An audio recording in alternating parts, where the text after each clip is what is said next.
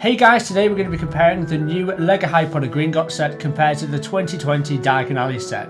If you guys have got roughly $400 odd to spend on a big LEGO Harry Potter set and you can't decide which one to get out of these two, then hopefully today we're going to help you make the right decision. We're going to be comparing on 5 different parameters. Those are the minifigures, the build experience, the display presence, the value for money, and also the future return on investment, the ROI. So let's start off with our first parameter, the minifigures. Which set out of these two has better minifigures? So Diagon Alley features 17 minifigures, where Gringotts only features 13 minifigures. But the important stat here is which minifigures are unique. Which set has the most unique exclusive minifigures? And if you're asking what makes a minifigure unique and exclusive, any sort of variation to the face printing or anything like that which is exclusive to that set makes the entire minifigure unique to that set. For example, both sets come with a Harry minifigure which look exactly the same, however is different on both sets. So these are 2 different unique minifigures to each of the sets. Now Diagon Alley features 15 unique minifigures, where Gringotts features 12. So even in that category, Diagon Alley still wins. Now it's worth mentioning that 2 of the minifigures in Diagon Alley are just mannequins, so you can take those out of the equation, I guess. However, I think the minifigures for Diagon Alley have got a better chance of remaining exclusive compared to Gringotts, where some of the best Gringotts figures like the Death Eater or Bellatrix Lestrange and stuff like that I can easily see being made again. But with Diagon Alley you've got minifigures like the Daily Prophet Photographer, who I doubt will be made again, or even ones like Florian Fortescue or Gilderoy Lockhart with his violet and gold robes. Oh, that minifigure is fantastic. So the point for this round goes to Diagon Alley. So now onto the build experience, and I have to say the build experience for Gringotts, in my opinion, was far more enjoyable. I think the building was more detailed and more intricate, so the building section I enjoyed more. And then once I got the building done, because I built the building first rather than the underground section, the building was done, I was happy. I then could now relax and enjoy building the underground section, and that was actually my most favourite part of the build, is doing the underground section. The way that they actually made the entire thing stable with the 2 cross joints I think is ingenious. There's so many mad techniques in the underground section of Gringotts. I was just constantly asking, what on earth is in the mind of a LEGO designer to come up with this? It's insane. Diagon Alley didn't really have that many intricate, amazing techniques in it, to be honest, because it's quite a simplistic build. I had to quite push myself to build this set.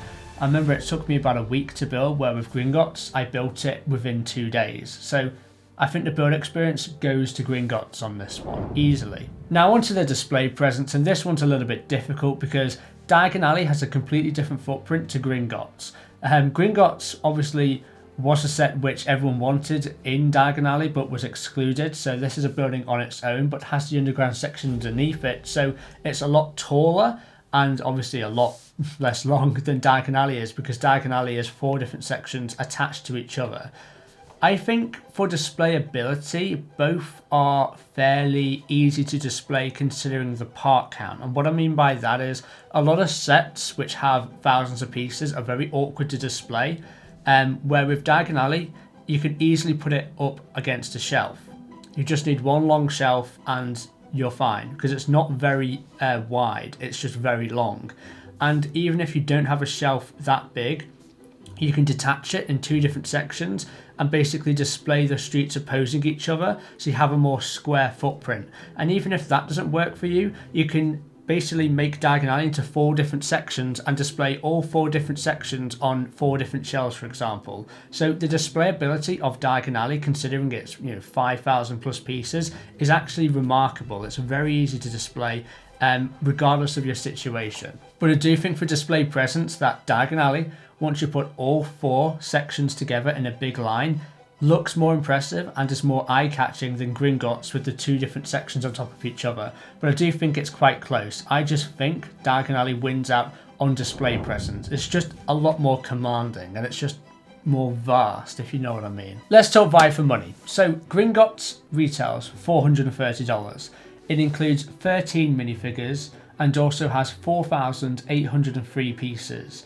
Diagon Alley, however, retails for $450, so $20 more, but has 5,544 pieces and 17 minifigures. So for your extra $20, you are getting 741 more pieces and also 4 extra minifigures. If you want to exclude the 2 mannequins, then at least 2 extra minifigures. So more minifigures and 741 plus pieces for $20.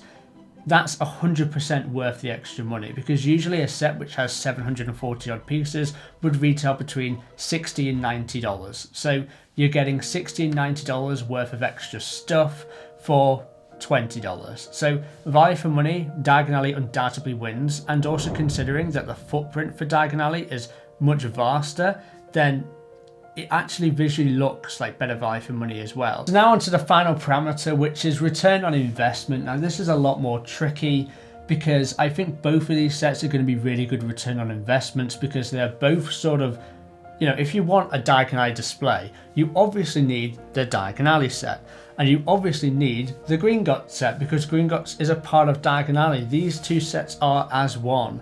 Anyone wanting the Diagon Alley set, I'm convinced will also want the Gringotts set. It would make kind of no sense for someone to not want the Gringotts set if they like the Diagon Alley set, already have the Diagon Alley set, etc. And I think it's probably the same vice versa.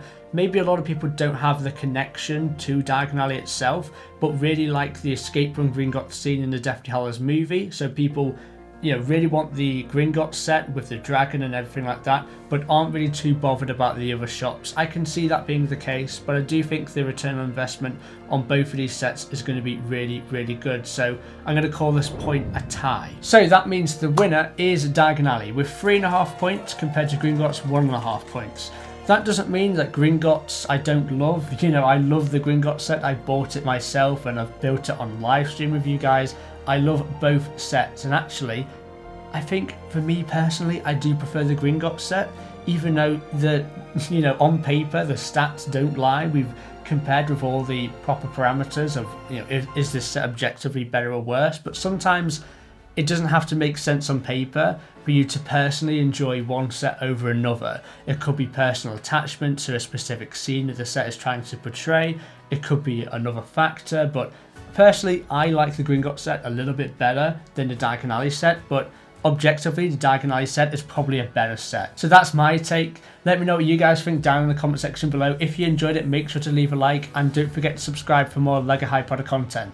I'll see you guys tomorrow for another LEGO Harry Potter video. I'll see you there.